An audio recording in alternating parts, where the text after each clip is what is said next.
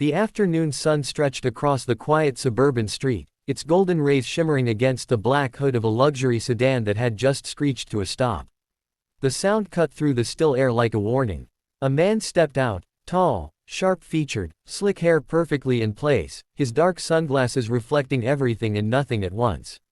The crisp leather jacket he wore glinted with arrogance, the kind of confidence that came not from strength but from never having known struggle. His name was Adrian Donnelly, son of the notorious businessman everyone in town simply called the Don. The kind of man whose shadow stretched long, and whose name made people move aside without a word.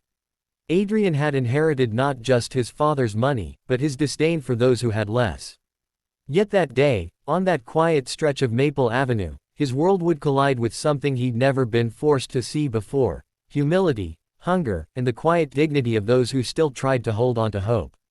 Before we go any further, if you believe in kindness, in justice, and in second chances, take a moment to like this video, share it with someone who believes the world can still be good, and subscribe to Kindness Vibes, where stories like this remind us that compassion can still change lives. On the cracked edge of the sidewalk sat a small wooden crate, uneven and sun-faded, filled with bright red apples that gleamed like scattered drops of light. Beside it knelt a woman, her hair tied in a loose bun, her hands trembling as she adjusted a cardboard sign that read in shaky letters, "Buy my apples, to help my M." The last letter was smudged, but its meaning was clear. Beside her, a little girl, no more than 6, clutched an apple tightly to her chest as if it were treasure. Her dress, once pink, was faded from too many washes, her shoes slightly torn at the edges. Sophia Hale had not always been here, on this corner, under the weight of the world. Once, she'd been a bright-eyed accountant, hopeful and full of dreams for her little girl, Maya. She used to believe that hard work was enough, that life, if you stayed honest and kind, would meet you halfway. But life had other plans. When her husband left without a word, taking their savings with him, she found herself drowning in unpaid bills and hospital debts from her mother's illness. The company she worked for shut down soon after, and every door she knocked on after that seemed to close tighter. Selling apples on Maple Avenue wasn't her dream, it was her last line of survival. Every morning, Sophia told Maya that they were having an adventure, that they were building something of their own. But when no one bought, when people passed by pretending not to see, each sale began to feel less like business and more like a plea. Some days were kind, others, cruel, and that afternoon was shaping up to be the cruelest yet. Adrian Donnelly had been speeding through the neighborhood on a call that wasn't going his way. A deal had fallen through. His father had shouted at him, again. He needed to feel powerful, in control, and the sight of the woman and her child on the curb ignited something bitter inside him. He slammed the door, adjusted his jacket, and sneered as he approached them. The sound of his boots clicking against the pavement made Sophia's pulse quicken. She looked up, offering a polite smile, but the look he gave her was pure contempt. "What's this?" he said, his voice dripping with mockery as he pointed toward her sign. "Selling apples on the street now. What is this, charity corner?" His laughter was sharp, cruel. Sophia tried to respond, her voice soft and trembling, explaining that she was just trying to make ends meet. But he didn't want to listen. He wanted an audience, someone to see how powerful he could be when he made others feel small. He laughed again, louder this time, mocking her trembling hands and calling her an embarrassment to the neighborhood. When Maya stepped forward, clutching the apple tighter, her small body trembling, Adrian's eyes flicked to her. "And what's this?" he sneered. "Teaching your kid to beg too." The words hit Sophia harder than any slap. One of the apples rolled from the crate, bumping against Adrian's polished shoe. He looked down, smirked, and kicked it aside. The apple rolled into the gutter, bruised and broken. Sophia's throat burned as she fought back tears. Her heart pounded, her arms instinctively wrapping around her daughter. She whispered for Maya to stay calm, even though she herself was shaking inside. She didn't understand why some people could find pleasure in crushing others. Why fate always seemed to pick her for humiliation.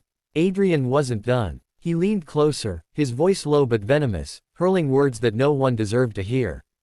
"You people ruin neighborhoods. Maybe if you worked harder, you wouldn't be sitting on the street like this." His words cut like knives, and Sophia's silence only seemed to fuel his arrogance. And then, just as the laughter from a few bystanders began to rise, just as Sophia's composure threatened to shatter, the world seemed to change. From down the road came a sound that made the air tremble. A deep, rolling thunder that grew louder with each passing second. The distant growl of motorcycle engines echoed like an approaching storm.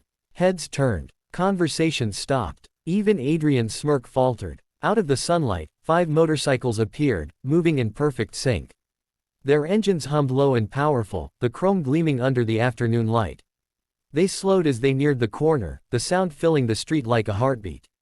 Their jackets bore the unmistakable insignia, Hell's Angels, bold red and white on black leather. The lead rider cut his engine and stepped off the bike. He was tall, broad, with a salt and pepper beard and eyes that carried a weight of stories no one dared to ask about.